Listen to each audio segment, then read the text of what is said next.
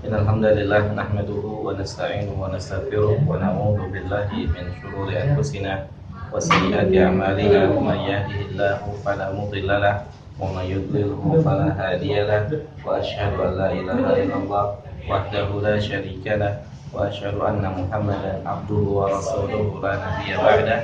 Qala Allah ta'ala fi kitabihil karim, ya ayyuhalladzina amanu taqullaha haqqa tuqatih wa la tamutunna illa wa antum muslimun. Ya ayyuhan nasu taqu rabbakum alladzi khalaqakum min nafsin wahidah wa khalaqa minha zawjaha wa batha minhuma rijalan katsiran wa nisaa'a wattaqullaha alladzi tasaaluna bihi wal arham innallaha kana 'alaikum raqiba.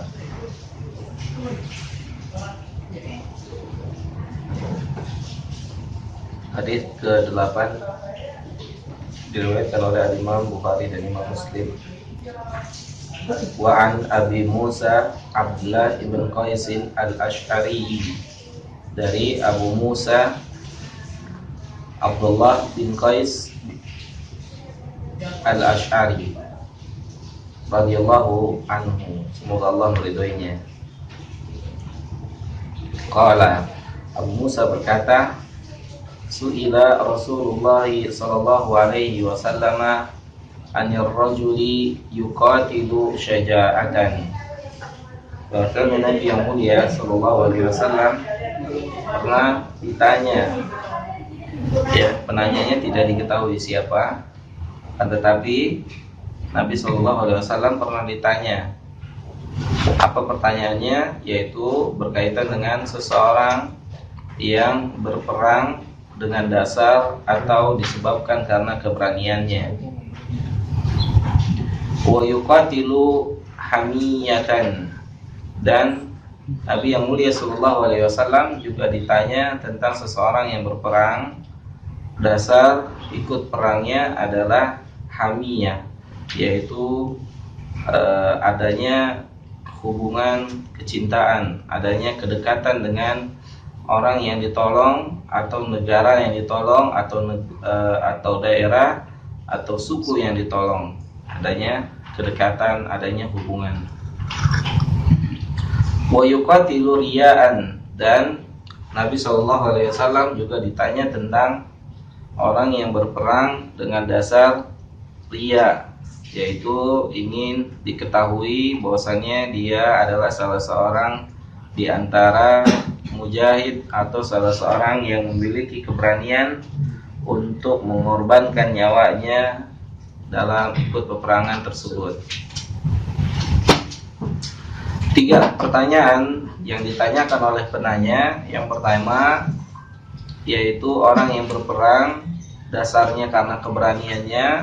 Kemudian yang kedua, orang yang ikut berperang dasarnya adalah membela negara, membela sebuah daerah, membela kampung dan seterusnya. Kemudian yang ketiga, orang yang berperang karena riya. Kemudian pertanyaannya adalah ayyudzalika fi sabilillah, di antara yang 3 ini mana yang tergolong atau yang termasuk jihad fisabilillah atau yang termasuk di jalan Allah Subhanahu wa taala. Kemudian Nabi yang mulia sallallahu alaihi wasallam menjelaskan, faqala Rasulullah sallallahu alaihi wasallam, secara umum, ya, secara umum tidak mentakyin atau tidak mengkhususkan di antara 3 pertanyaan tadi, tetapi Nabi berbicara atau menjawab dengan jawaban secara umum. Beliau berkata, man qatala litakuna kalimatullahi hiyal ulya fa huwa fisabilillah. Ya, jawabannya umum, berarti penanya tidak perlu bertanya lagi. Ya, tidak perlu ada timbul pertanyaan lagi. Ya, sudah sangat jelas sekali. Rasul katakan, siapa saja di antara manusia yang berperang, ya, litakuna kalimatullahi hiyal ulya, yang tujuan atau dasar dia berperang, ikut berperang, yaitu untuk meninggikan kalimat Allah Subhanahu wa taala. Ya, pertanyaannya tadi, orang yang berperang karena berani, orang yang berperang karena adanya hubungan kedekatan dengan negeri, kedekatan dengan bangsa, kemudian dan seterusnya. kemudian orang yang berperang karena ria, maka jawaban dari Nabi SAW ini mencakup 3 hal ini dan seluruh yang lain. Karena Nabi bilang, man qatala litakuna kalimatullahi hiya ulya wa huwa fisabilillah. Karena pertanyaannya, yang mana yang fisabilillah? Yang fisabilillah, Nabi jelaskan, adalah orang yang dasar untuk ikut berperang adalah untuk meninggikan kalimat Allah, untuk meninggikan agama Allah Subhanahu wa ta'ala. Berarti selain itu tidak termasuk di fisabilillah. Yang berperang karena perang antar kampung, perang antar suku, antar sekolah, tawuran antar pelajar, antar suku, tidak termasuk fisabilillah.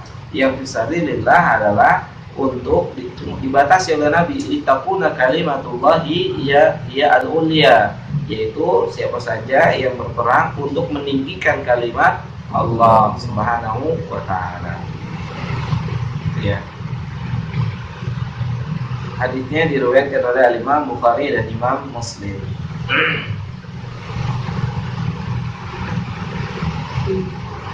Kemudian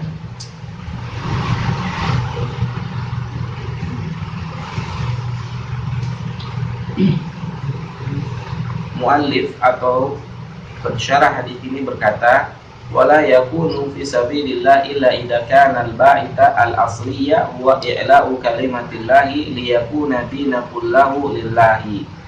Ya, tidaklah seseorang dikatakan berjihad fi sabilillah ketika mengorbankan jiwanya, mengorbankan nyawanya, kecuali tujuan utama atau dasar dia ikut berjihad, dasar dia mengorbankan nyawanya adalah i'la kalimatillah, untuk meninggikan kalimat Allah Subhanahu wa ta'ala, yaitu meninggikan agama Allah Subhanahu wa ta'ala.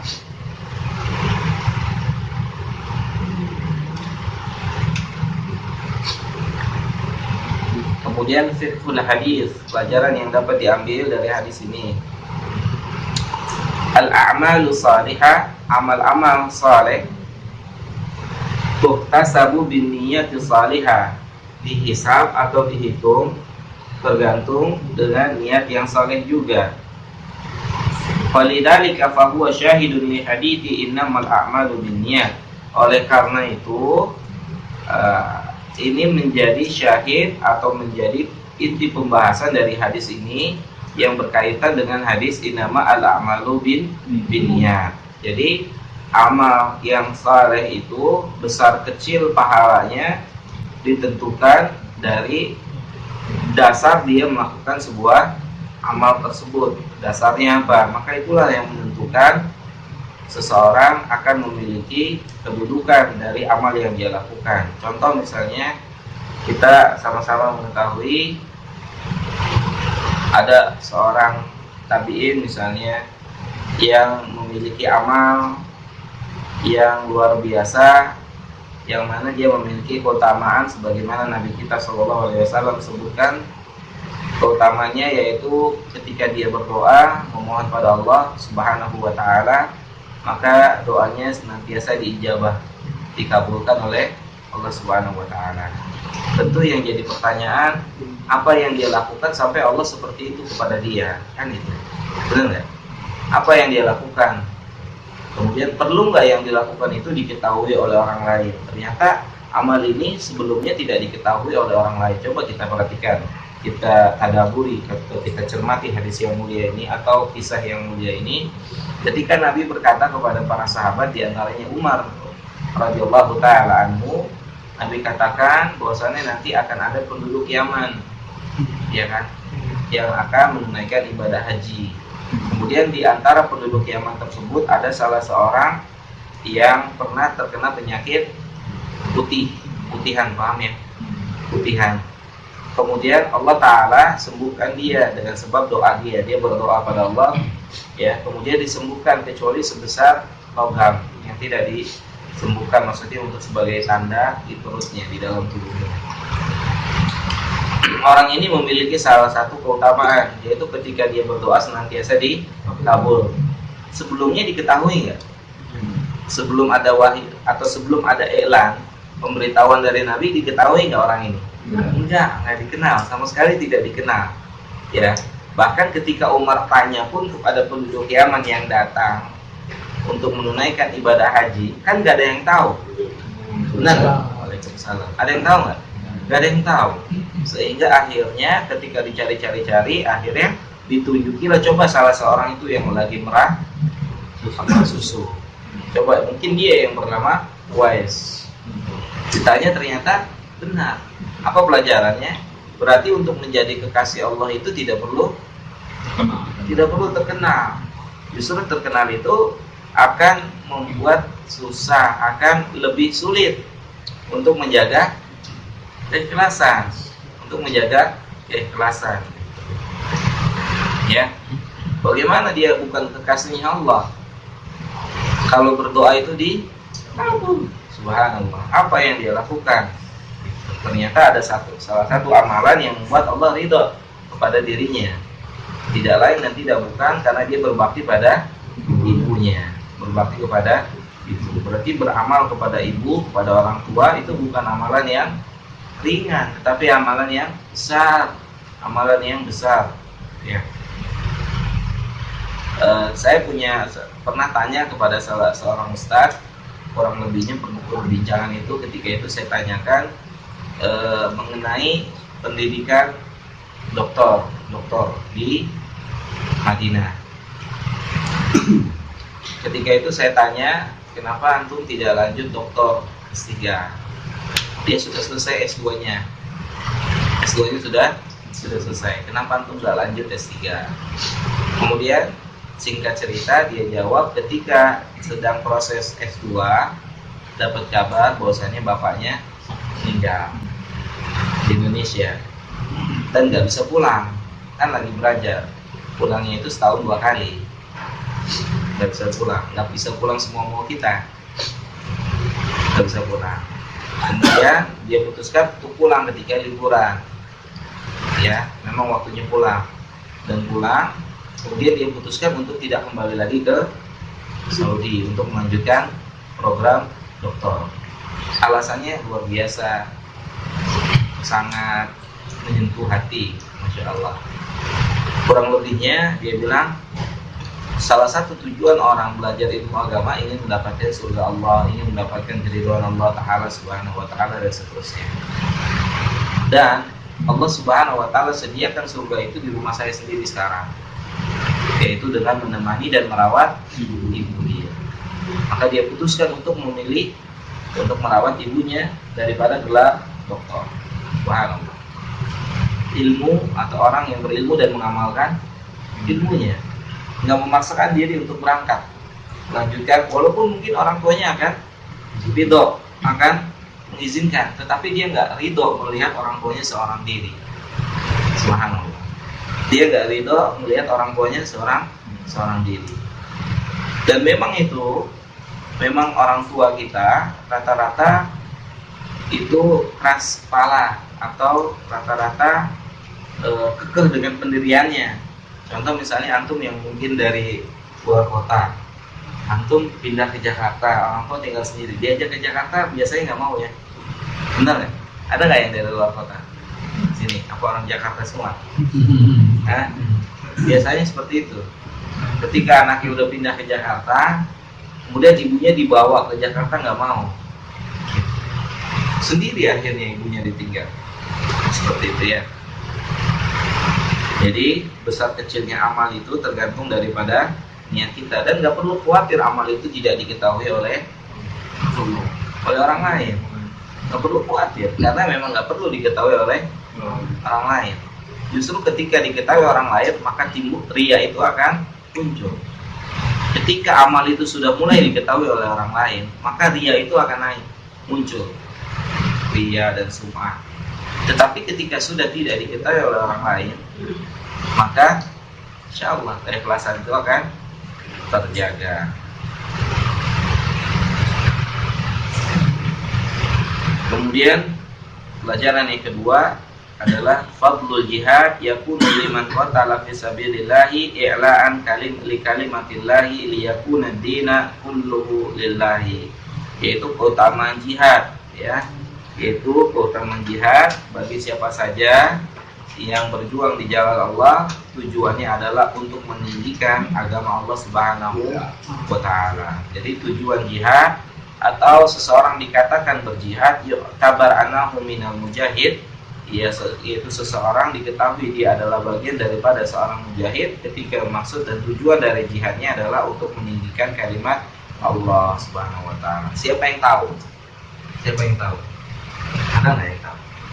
Tujuan seorang ini ada yang tahu nggak? Ya, kecuali dia sendiri. Benar nggak? Ada pasukan perang gitu kan. Kemudian diumumkan oleh pemimpin bahwasanya kita akan berperang besok misalkan atau 3 hari lagi. Karena berperang itu janjian, Pak. Perang itu janjian terlebih dahulu. Misalnya kita dengan orang kufar tanggal sekian ketemu di sini. Itu seperti itu peperangan. Ya. Peperangan seperti itu. Ya kan? Nah, ketika dikumpulkan, kemudian mau nggak mau kan orang munafik juga mau ikut berperang, ya kan? Ikut berperang. Kalau nggak ikut berperang nanti dihajar itu dikucilkan. Ya, orang yang nggak ikut berperang tanpa ada uzur itu nanti akan dikucilkan, akan diberikan pelajaran berupa pengucilan. Pengucilan yaitu tidak diajak bicara, tidak dijawab salamnya, dan seterusnya. Mau nggak mau jadinya siapapun orangnya akan ikut berperang, siapapun gitu, baik dia muslim yang benar maupun dia muslim yang munafik.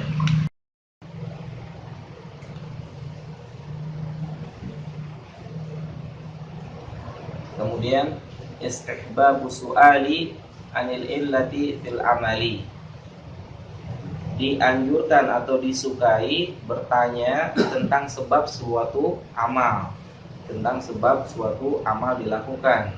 Fayadullu alaihi bayan Rasulullah sallallahu alaihi wasallam liddafi'il asli lil qitali wal jihad, yaitu dianjurkan untuk kita bertanya tentang sebab dilakukannya amal tersebut.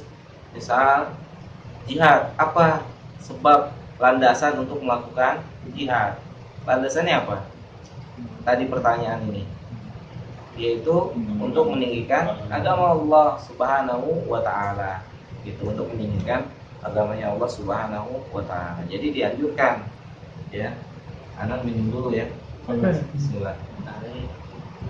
Dianjurin kan nih?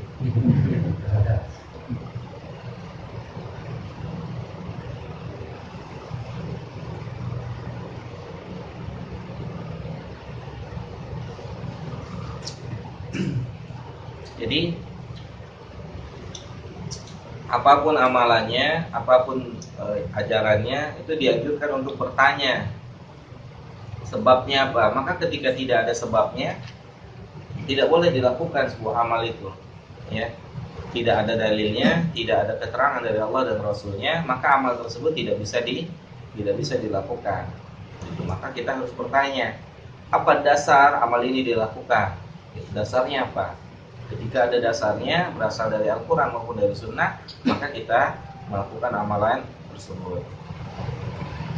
Tetapi jangan salah di dalam menggunakan kaidah yang terkadang sebagian saudara kita itu salah digunakan menggunakan kaidah ketika mereka beramal dengan amalan tertentu, maka ketika mereka dilarang untuk melakukan amalan tertentu, maka jawaban mereka adalah mana larangannya untuk melakukan amal ini, untuk melakukan amalan ini gitu. Untuk sebuah amal yang ditanyakan adalah bukan larangan, tetapi yang ditanyakan adalah dasar dari kita melakukan amal tersebut. Apa dasarnya? Mana dasar dari Al-Quran maupun dasar dari hadis Nabi Muhammad SAW, ya. Kecuali untuk perkara dunia baru tepat. Ketika misalnya antum dilarang minum jahe, itu kan, maka antum berhak mengatakan mana larangannya. Tetapi untuk perkara agama bukan mana larangannya, perkara agama mana perintahnya. Itu hukum asal di dalam menjalankan sebuah amalan di dalam agama ini hukumnya apa? Haram. Hukum asal itu kaidahnya. Kemudian mungkin timbul pertanyaan, kaidah ini dibangun di atas dalil apa, gitu kan? Kan dalilnya gini, al aslu fil ibadah at-tahrim, hukum asal melakukan sebuah ibadah adalah diharamkan. Kemudian mungkin ketika itu kita mau lebih teliti, ini kan kaidah. Kaidah ini dibangun di atas apa? Dalilnya mana dia kaidah yang membangun dalil yang membangun kaidah ini?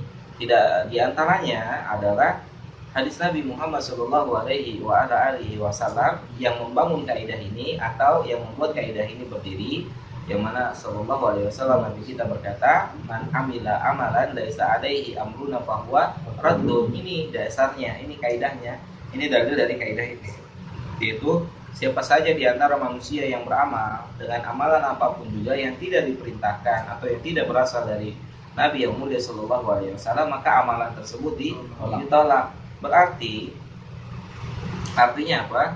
Artinya nggak boleh kita beramal kecuali amalan tersebut memang sudah jelas ada perintah daripada Nabi Muhammad Shallallahu Alaihi Wasallam. Maklum ya? Baik. Bukannya kita terkadang sebagian orang mengatakan gini, kok orang mau berbuat baik, mau berbuat ini dilarang, gitu ya. Sebenarnya bukan perbuatan baiknya yang dilarang, tetapi amalnya yang dilarang adalah jangan sampai amalan kita itu menjadi sia-sia. Jangan sampai amalan kita itu menjadi seperti debu yang berterbangan yang tidak diberikan nilai oleh Allah Subhanahu wa taala. Dikasih nilai enggak? Dikasih pahala enggak oleh Allah Subhanahu wa taala? Hah? Enggak.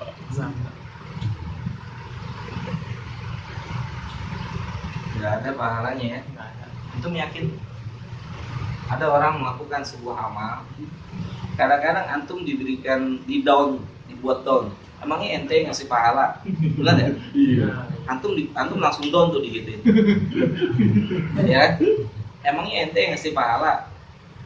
Benar ya? Langsung diem antum. Ngomong apa? Iya bener juga ya. Antum mulai luntur tuh ilmunya tuh dibilang begitu. Hah? Udah mulai kendor gitu. Padahal Nabi Shallallahu Alaihi Wasallam jelaskan, Raddun ditolak. Kita nggak mungkin bilang itu ditolak kecuali kalau kita sudah mengetahui bahwasannya kata Nabi amal yang tidak dicontohkan oleh beliau ditolak, mardud. Gitu kan. Berarti berapa juta orang? Ya kita nggak tunjuk orang-orangnya, yang kita sebutkan amalnya. Kita tidak tunjuk orang per orang, tapi kita sebutkan secara umum amal yang tidak dicontohkan oleh Nabi Shallallahu Alaihi Wasallam mardud, ditolak. Emang ente ngasih pahala gitu kan? Ya, don langsung. Itu rumus atau senjata terakhir dari orang-orang yang melakukan amalan-amalan yang tidak disyariatkan. Benar ya? Senjata terakhir. Udahlah, lakum dinukum. Ya, benar nggak? Lakum dinukum waliya. Dulunya antum juga begitu, benar ya? Apa dari kecil antum sudah kenal manhaj salaf? Hah? Dulunya kan juga begitu kan? Lakum dinukum waliya, terserah. Antum mau begini, terserah. Mau begini, terserah. Ya. Ya itulah bukti bahwasanya hidayah itu adalah memang miliknya Allah Subhanahu wa taala yang membulak-balikkan hati manusia. Kemudian yang ketiga pelajarannya wujubu taqaddumil ilmi 'alal amali tadammanahu su'al sa'il fa huwa lam yuqatil thumma yas'al. Wajibnya mendahulukan ilmu sebelum beramal. Wajib mendahulukan ilmu sebelum beramal. Ilmu dalam Islam tentunya berasal dari Al-Quran dan Sunnah. Ilmu dalam Islam berasal dari Al-Quran, sumber utamanya adalah Al-Quran dan Sunnah Nabi Muhammad SAW. Kemudian ijma para sahabat radhiyallahu taala anhum wa arda. Wajib kita mendahulukan ilmu sebelum beramal. Ya, hal ini digambarkan dari pertanyaan penanya kepada Nabi yang mulia Shallallahu Alaihi Wasallam sebelum dia memutuskan dirinya untuk ikut apa? Ikut perang. Jadi dia tanya dulu, ya dia bertanya dulu, yang fisabilillah yang mana nih? Yang fisabilillah yang mana? Ternyata Nabi memberikan jawaban yang fisabilillah adalah satu, yang tujuannya untuk meninggikan agama Allah. Berarti antum harus tanya dulu. Ya, kita harus bertanya dulu sebelum kita melakukan amal. Jangan beramal dulu baru bertanya. Kalau beramal dulu kemudian bertanya, nanti akhirnya cari pembenaran. Bukan cari kebenaran, tapi mencari pembenaran. Gitu. Cari pembenaran, cari pendukung yang ya, cari yang dukung gitu, yang sesuai dengan apa yang dia lakukan. Wa inna masa'ala liya'lamal masyru'a fayattabi'uhu, ya. Bertanya itu untuk mengetahui sesuatu hal yang disyariatkan. Kemudian setelah kita mengetahui hal itu disyariatkan, baru kita melakukan atau mengamalkannya. Wal yahdar alladziina yatasaqatuna fil ma'asi wal bid'ah tsumma yabahatu yasubu lahum ma hum fihi, ya. Berhati-hatilah gitu kan di dalam untuk melakukan sebuah amalan maksiat yang berupa bid'ah, ya. Kemudian setelah melakukan amalan-amalan tersebut baru mencari orang-orang yang sejalan dengannya. Mencari orang-orang yang sejalan dengannya.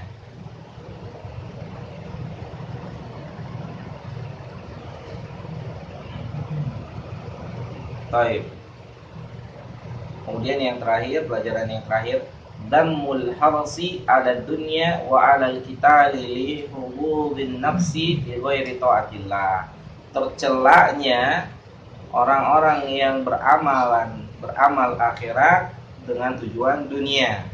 Di sini, dalam hadis ini dicontohkan adalah tercelaknya orang-orang yang berperang tujuannya adalah bukan untuk ketaatan pada Allah. Tercela, maka dia tidak termasuk fisabilillah, rugi, bahkan nyawanya bisa hilang, nyawanya bisa hilang, melayang. Makanya tanya dulu, jangan sampai ikut jihad ternyata tujuannya bukan untuk meninggikan kalimatullah subhanahu wa ta'ala. Nanti soalnya apa? Kalau orang udah ikut jihad mati, niat yang nggak benar, udah nggak bisa tobat. Bisa tobat nggak? Udah mati, gimana tobatnya? Ya, sudah meninggal gitu kan. Makanya tanya terlebih dahulu. Selesai hadis ke-8.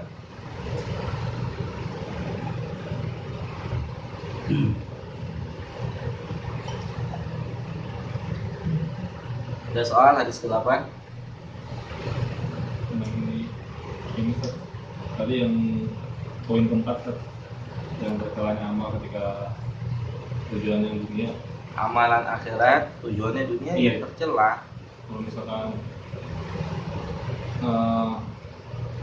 ada satu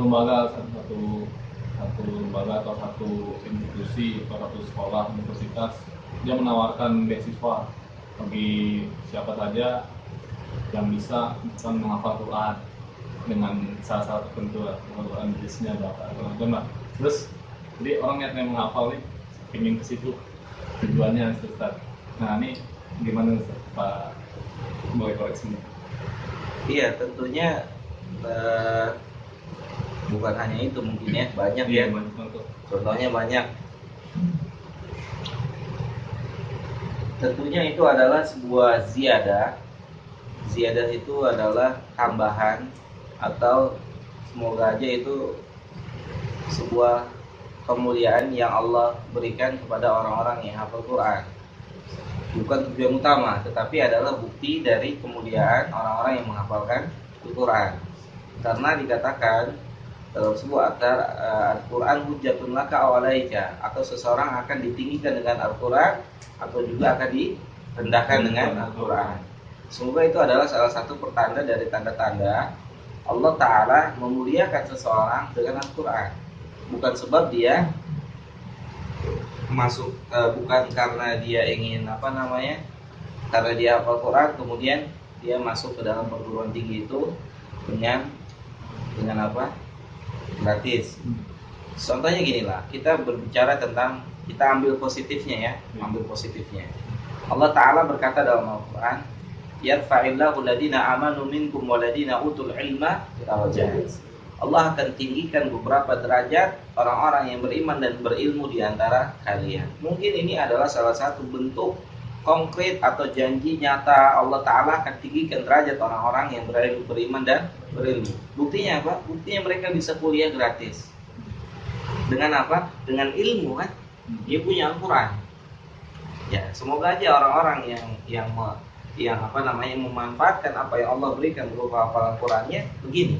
Contohnya begini, ini nilai positif ya, sisi positifnya. Karena Anda juga termasuk bagian dari orang-orang yang pusing. Ketika Anda masuk Olimpia Jakarta, kenapa? Pertama gratis, kedua buku dibagiin juga, ketiga dapat asrama, makan, ongkos, gaji gitu Pak.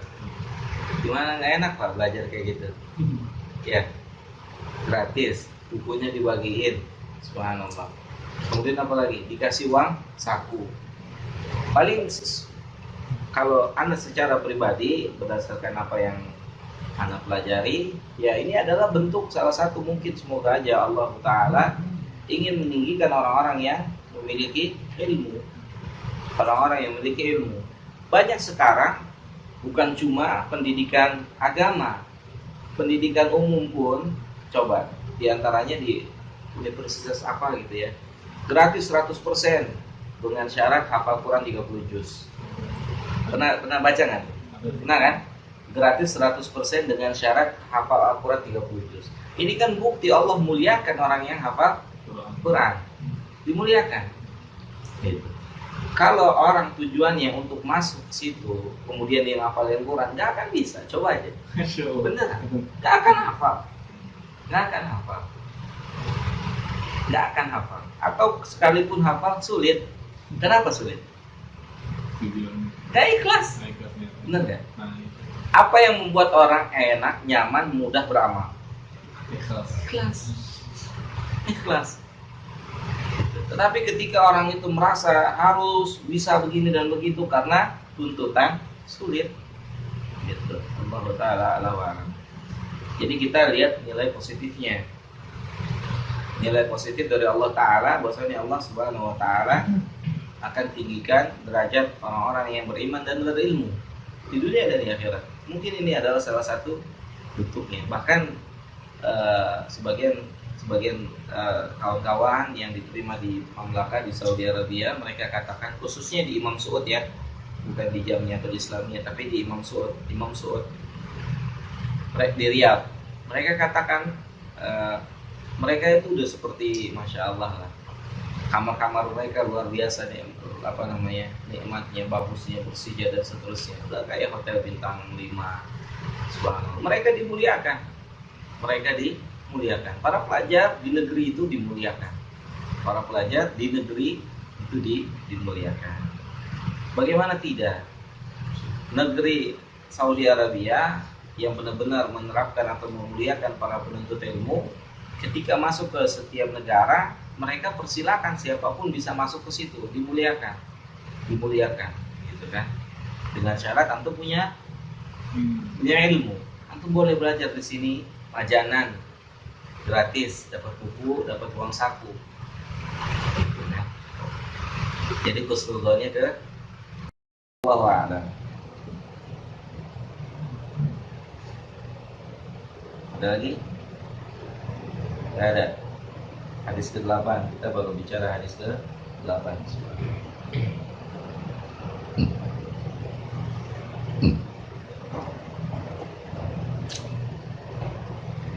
Sekarang hadis ke-9. Diriwayatkan oleh Imam Bukhari dan Imam Muslim juga.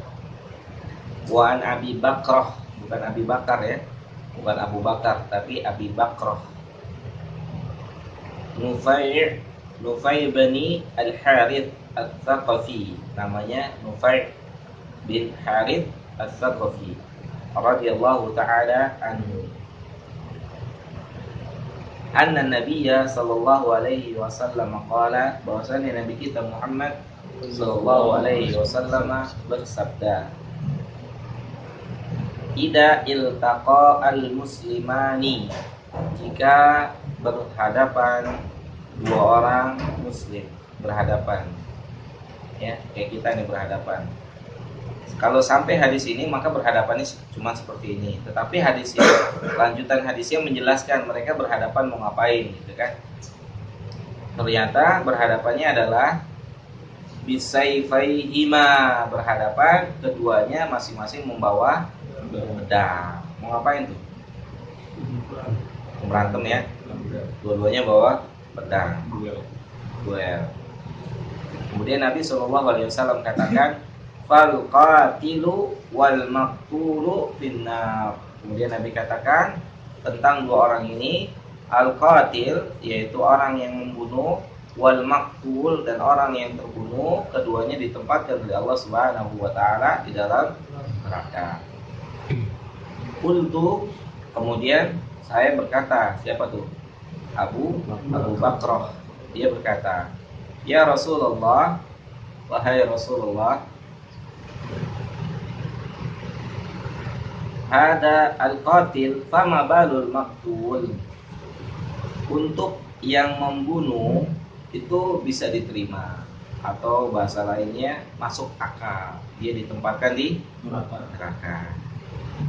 Fama balul maqtul, akan tetapi yang menjadi pertanyaan, kenapa sih terbunuh juga ditempatkan di neraka? Itu yang jadi pertanyaan, itu intinya itu. Maka Nabi SAW berkata, innahu kana harisan ala qatli sahibihi. Ya. Kata Nabi SAW, yang terbunuh tadi juga memiliki keinginan yang kuat untuk membunuh si pembunuh dia. Apa Nabi tahu yang gaib? Taunya dari mana? Bukan, kan bawa pedang juga. Ya, bawa pedang juga, kecuali antum berduel, ya antum gak pegang apa-apa, yang satu pegang pedang, seperti orang tawuran pelajar, tahu? Ya, yang mati pegang celurit, benar nggak? Kalau lihat-lihat di berita televisi kan, yang mati itu tangannya megang celurit juga, atau tawuran antar warga, yang mati megang golok, megang celurit gitu. Kira-kira buat apa dia? Buat bunuh apa buat mangkas itu? Rumput. Hah? Berarti kan udah sama-sama punya niat untuk menghilangkan nyawa yang lain.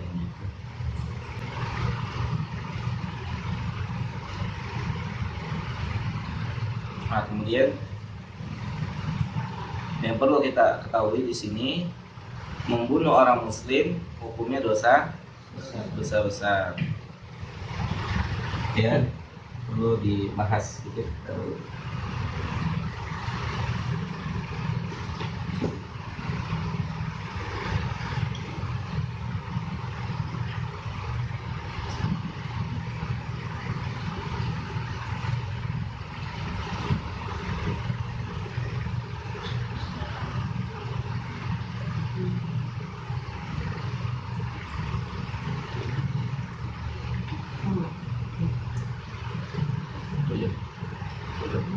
Biar antum paham, biar kita paham, biar nggak keliru. Di dalam surah An-Nisa ayat 93, waman yaqtul mu'minan muta'ammidan. Nah, di sini jelas sekali ayatnya. Siapa saja yang membunuh orang mukmin dengan sengaja. Kira-kira orang kalau udah bawa senjata mau sengaja bunuh ya, gitu ya. Makanya orang kalau misalnya nyambit, ngelempar, misalnya anak lempar antum pakai botol nih, antum mati, anak hukumnya bunuh sengaja apa enggak? Enggak. Karena keumuman pakai botol mati nggak? Enggak. Gitu. Anak ngelempar antum nih, pakai botol nih, mati antum, misalnya gitu. Itu dihitung sengaja nggak? Enggak. Kecuali yang anak lempar celurit, antum mati. Nah, itu sengaja, botol. Karena anak pun pasti pun yang lempar pun nggak berpikiran sampai di orang itu mati. Masa iya pakai botol mati? Nah, gitu. Hah? Jantung. Kaget ya. Jantung. Atau misalnya kena apa? Kena center bola. Tahu nggak tuh center bola? Itu bahasanya center, tahu nggak? Katanya cemes. Kena bola gitu, lagi main bola kena bola perutnya. Kena bola deh, terkena bola gitu, mati gitu. Umumnya mati nggak? Enggak kan, namanya bola gitu kan. Dan seterusnya, itu pembahasan fikih, para ulama membahas seperti itu ya. Yaqtul mu'minan muta'ammidan, siapa saja yang membunuh seorang mukmin dengan sengaja, maka kata Allah Subhanahu wa taala, fa jazaohu, maka balasannya bagi yang membunuh adalah jahannam, ya, khalidan fiha, kekal di dalamnya. Kemudian ditambah lagi, wa ghadiballahu alaihi wa la'anahu wa adda lahu adaban 'azima. Ditambah lagi dengan kemarahan Allah untuknya dan laknat Allah juga untuknya, serta baginya disiapkan adab yang keras, adab yang pedih, adab yang agung besar.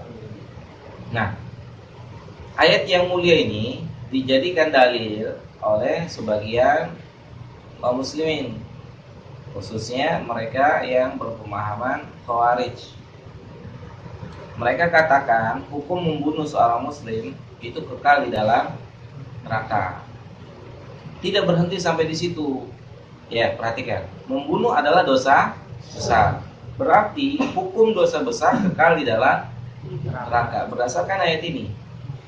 Mantum jelas ya. Berdasarkan ayat ini, kekal di dalam neraka. Membunuh seorang muslim kekal di dalam neraka. Coba antum perhatikan dengan hadis ini. Kita korelasi dua hadis ini. Dua ayat ini dengan hadis. Hadis ini berkata oleh Nabi SAW, jika bertemu dua orang muslim dengan kedua senjata mereka masing-masing, kemudian Nabi SAW katakan yang membunuh dan yang dibunuh ditempatkan di dalam neraka. Coba antum perhatikan, dalam hadis ini Nabi tetap mengatakan mereka adalah orang muslim, walaupun perbuatannya membunuh. Nyambung ora? Kalau nggak nyambung antum minum jahe dulu. Udah nyambung belum? Belum? Sudah? Sudah.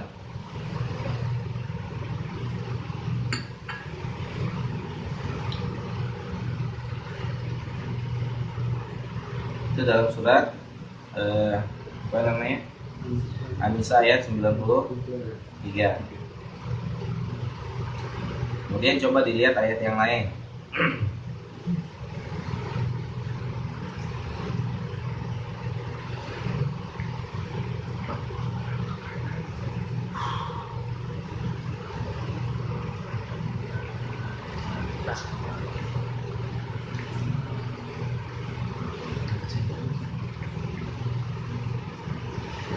Surat Al-Hujurat ayat 9.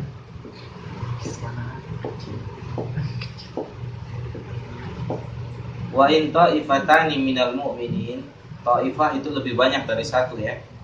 Jika dua kelompok kaum muslimin, dari dua kelompok kaum muslimin, Al-Hujurat ayat ke-9, iqtatalu, mereka saling membunuh, berperang, ya.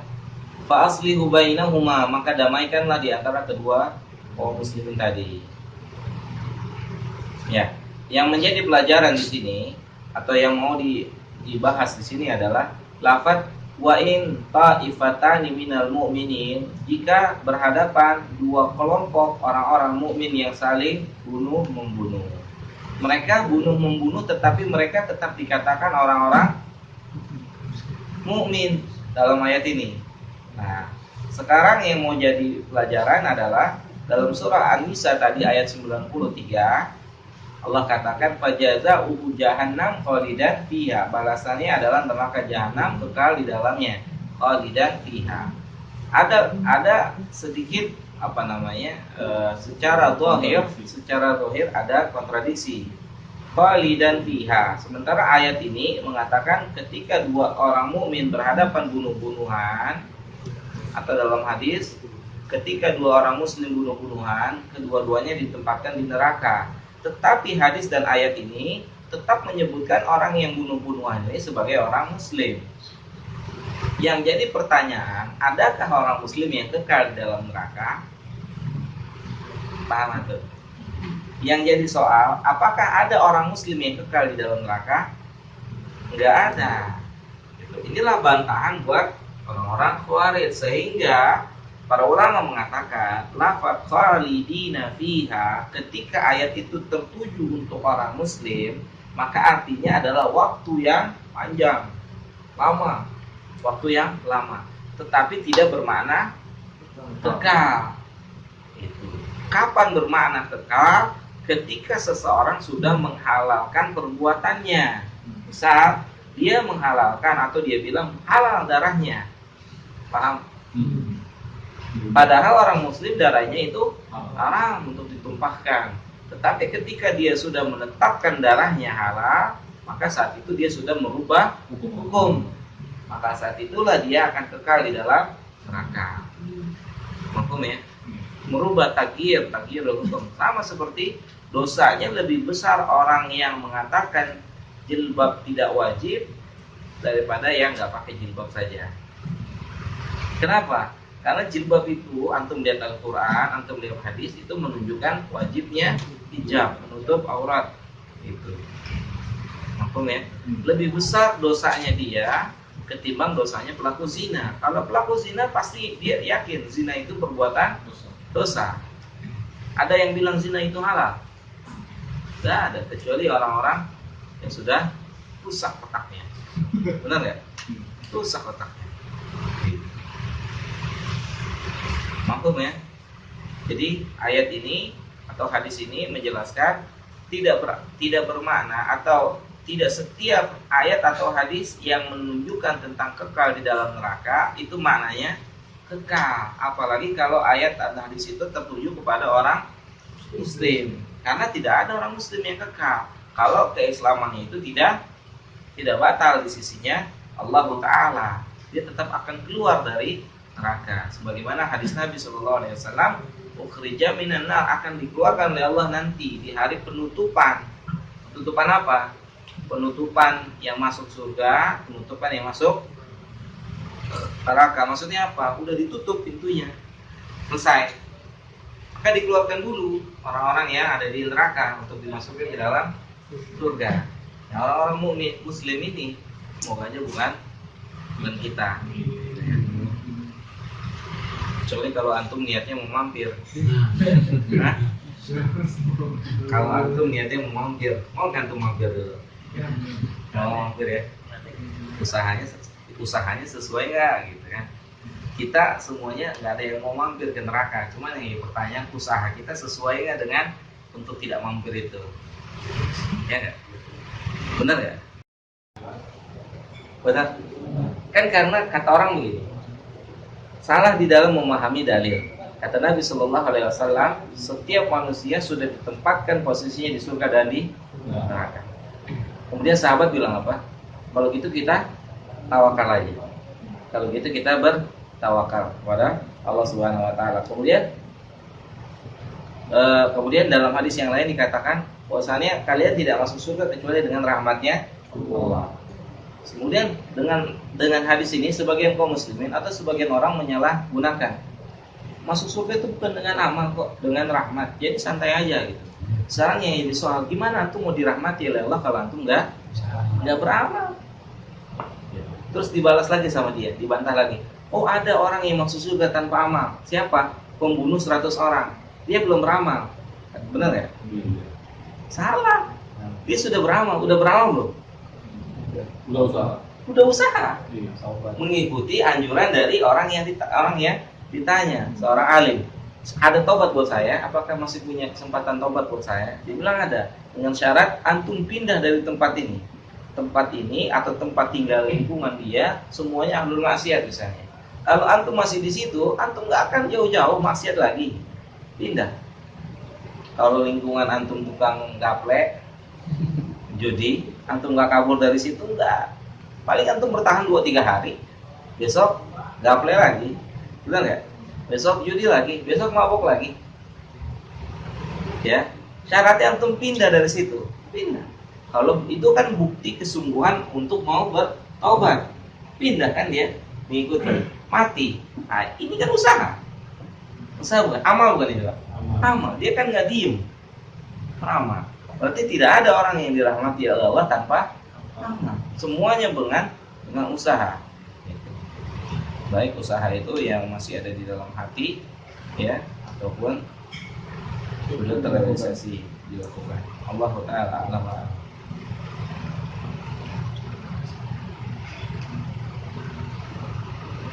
Ini udah azan, udah tadi. Udah lewat. Benar ya? Iya. Udah kedengeran ya di sini. Mau azan dulu. Sholat dulu ya. Alhamdulillah. Wassalatu wassalamu ala Rasulillah wa ala alihi wa sahbihi wa man wala amma ba'du. Pelajaran yang bisa kita ambil dari hadis yang disebutkan oleh Syekh Salim bin Bilali. Yang pertama, man azama ala ma'siyatin bi qalbihi wa wattana nafsahu 'alayha wa bashara bi asbabiha istahaqqa al-uqubah. Siapa saja yang memiliki keinginan yang kuat untuk bermaksiat di dalam hatinya. Jadi maksiat itu diawali dari hatinya. Wa wattana nafsahu 'alayha, kemudian dia merealisasikan di dalam anggota tubuhnya, dilakukan sebab-sebabnya, sebab-sebab menuju kemaksiatan tersebut. Walaupun belum sampai terlaksana maksiat tersebut, tetapi dia sudah menempuh sebab-sebabnya, maka dikatakan istahaqqal uqubah, maka orang tersebut sudah layak mendapatkan uqubah dosa. Intinya seorang terbunuh tetap ditetapkan dimasukkan ke dalam neraka oleh Allah Subhanahu wa taala walaupun dia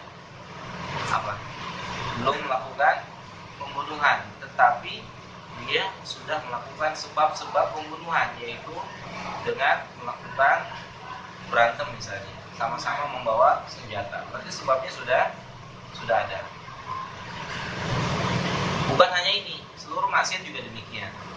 Ketika wasilahnya atau ketika sebabnya itu sudah dilakukan, ya, maka dia tetap tetap terhitung perbuatan dosa. Ada nggak manusia yang tidak lepas dari dosa? Kan tidak ada ya.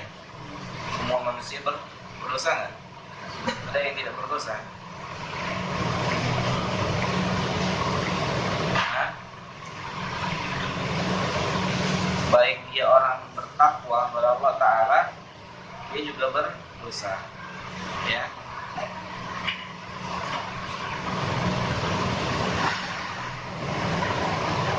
Jadi orang kalau sudah niat berbuat dosa, kemudian dilakukan sebab-sebabnya, walaupun dia belum melakukan dosa tersebut pada intinya atau perbuatan yang dia inginkan, maka dia tetap tertulis sebagai perbuatan dosa.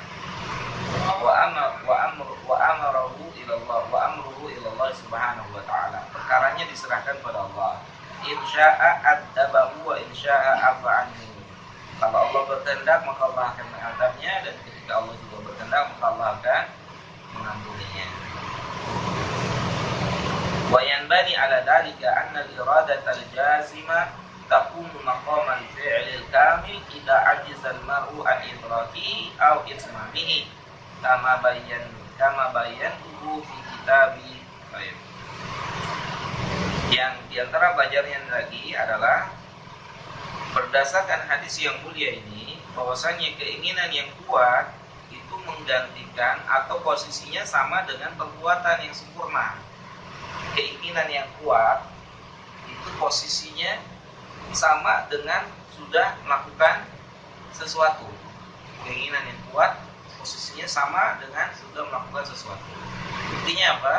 Orang ini sudah punya keinginan yang kuat dan melakukan sebab-sebabnya, dan sudah ditempatkan di dalam neraka.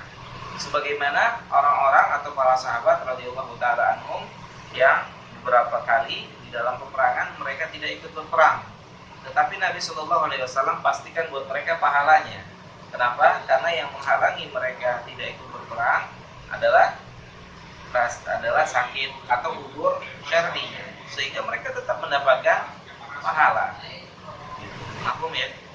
Jadi hati ini itu dapat menggantikan posisi amal zahir. Ketika sudah kuat, ketika sudah dilakukan sebab-sebabnya, walaupun amal zahirnya tidak sampai dilakukan, yang sering itu misalnya ini, yang sering itu yang mulai ya, sebab-sebabnya sudah dilakukan. Tidur tidak terlalu malam, jam 9 misalnya. Sebelum tidur nggak makan, misalnya. Dalam artian nggak makan, ya nggak makan berat-berat gitu. Makannya apa? Hah? Makan ringan gitu ya, dan apa gitu ya. Sudah dilakukan lah. Kemudian wudu, kemudian dan seterusnya. Jam 9 lah. Jam 3. Pengen bangun jam 3. Antum mau buktikan keikhlasan antum bangunnya jam 3. Antum ikhlas atau tidak? Benar, percaya gak tuh? Antum mau buktikan keikhlasan antum dalam beribadah itu jam 3 subuh atau jam 2 atau di tengah malam. Kenapa? Saat orang tidur, saat tidak ada yang lihat, saat tidak ada yang dengar, kecuali antum dengan Allah Ta'ala. Benar apa benar? Benar. Makanya beratnya, malesnya luar biasa. Benar nggak?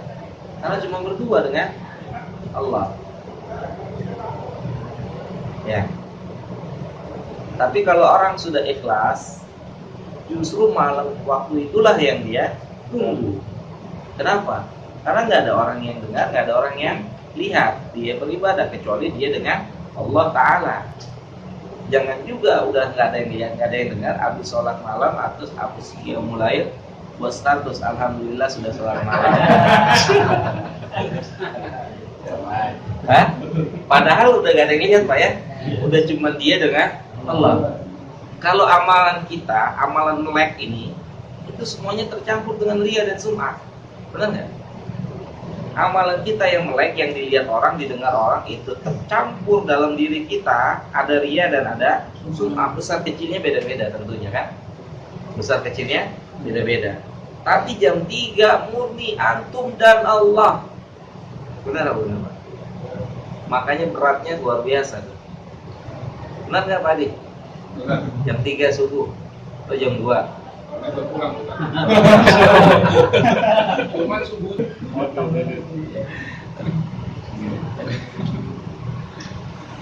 Ya, benar. Ya, aku mau buktikan keikhlasan. Itu kata para ulama seperti itu. Kalau di antara kita mau lihat kita ikhlas atau tidak ikhlas, itu tengah malam. Nggak ada orang lihat, nggak ada orang dengar. Ya, luar biasa. Beratnya minta ampun. Benar ya? Beratnya minta ampun. Kenapa? Karena cuma kita dengan Allah Ta'ala. Apalagi kalau antum yang tinggalnya cuma sendiri kos misalnya, nggak ada orang lain kecuali antum sendiri, bujangan atau nggak bujangan, yang istrinya di kampung juga misalnya, ya kan? Ada nggak di antara antum istri di kampung? Video call lah. Biasa.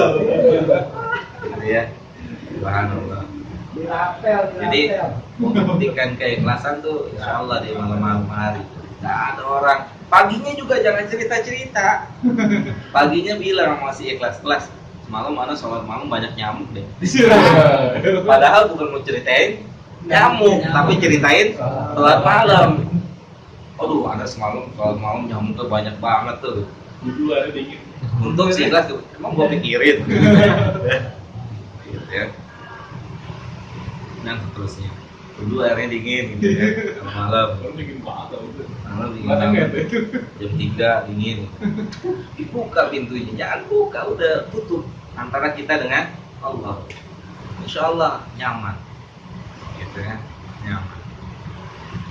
Sekarang amal melek kita semuanya tercampur dengan ria dan sum'ah, dan ria sum'ahnya itu berbeda-beda. Ada yang tinggi, ada yang rendah, ada yang sedang-sedang saja, dan seterusnya.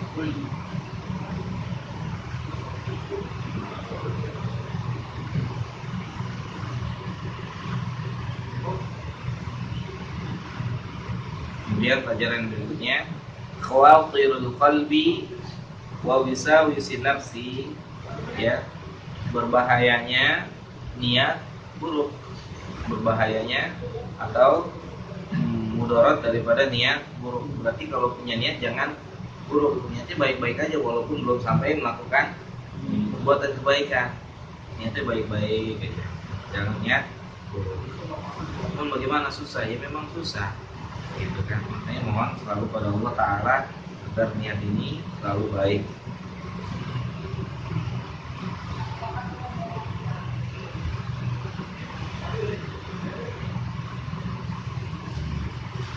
Kemudian at-tahdhir min qitalil muslimin, peringatan atau ancaman daripada membunuh orang muslim, yaitu berupa neraka, ya. Membunuh seorang muslim ditempatkan di dalam neraka.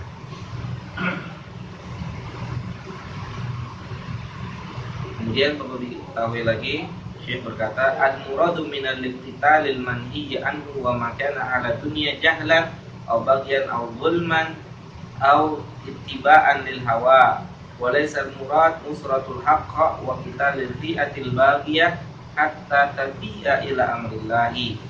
Yang dimaksud kita membunuh seorang muslim secara zalim,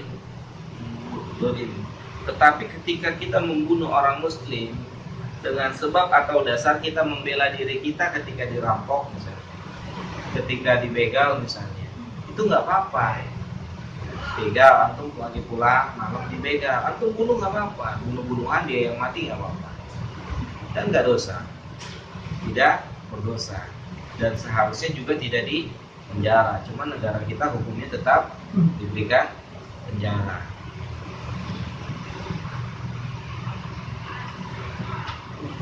Karena Nabi Shallallahu Alaihi Wasallam katakan, man qutila duna nafsahu wa man qutila duna irdihi, siapa saja yang terbunuh karena mempertahankan hartanya, karena mempertahankan dirinya, maka dia mati fisabilillah. Kalau hadis ini dapat tempat di hati kita, maka antum gak akan pernah takut sama antum, gak takut, antum mati syahid, ya kan? Antum mati syahid, dia mati sangit. Benar ya? Antum mati syahid. Hadis ini Nabi SAW katakan, siapa saja yang mati karena mempertahankan dirinya, mempertahankan hartanya, kalau cuma kan yang antum pikirin, yang kita pikirin bukan diri antum, tapi keluarga, istri, anak-anak.